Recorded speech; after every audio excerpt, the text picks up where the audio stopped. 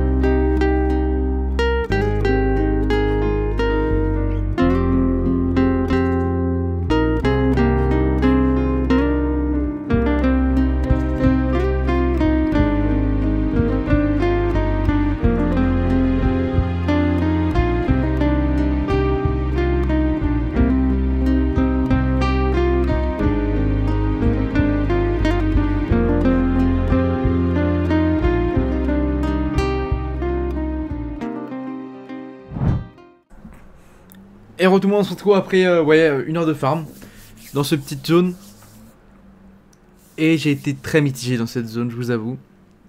Parce qu'en fait, pendant bien 20 minutes, j'attendais le respawn des monstres. Et en fait, je me suis dit, mais ça va pas du tout être rentable.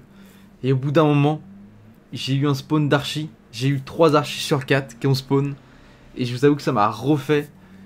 Je suis vraiment hyper content. Et au final, quand j'ai fait les échanges, je me rends compte qu'en fait, c'est hyper rentable, même si on affronte franchement 3 fois, 4 fois moins de monstres que dans les zones précédentes.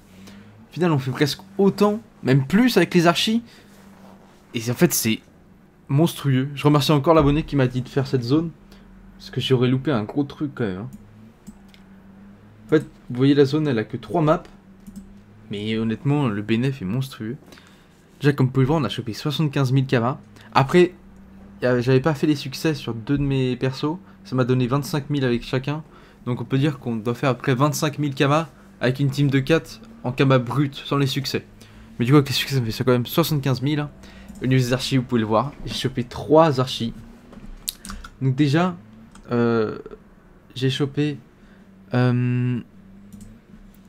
Fort Boyard l'émanatique qui coûte 25 000 comme vous pouvez le voir. Également j'ai chopé Bandapar l'exclu qui coûte 150 000 kama, ça c'est énorme. Et Boudio le raid qui va nous choper à peu près 30 000 kama, ce qui nous fait un total de 200 000 kama. C'est monstrueux. Plus, sans oublier, hein, les 75 000 kama, ce qui nous fait déjà 375 000. Également, j'ai chopé 21 tonnes de score but. 350 000 du coup. Et niveau des ressources, on se retrouve avec 757 000 de ressources estimées. Ce qui nous monte à 1 100 000 kamas. En une heure de farm, avec une team de 4, c'est monstrueux pour une zone avec 3 maps, je le rappelle. Hein. C'est vraiment monstrueux. Je suis vraiment très content de ce farm. Et on s'attendait, hein. 223 tatouages de mauvais garçons pour un total de 580 246 kamas.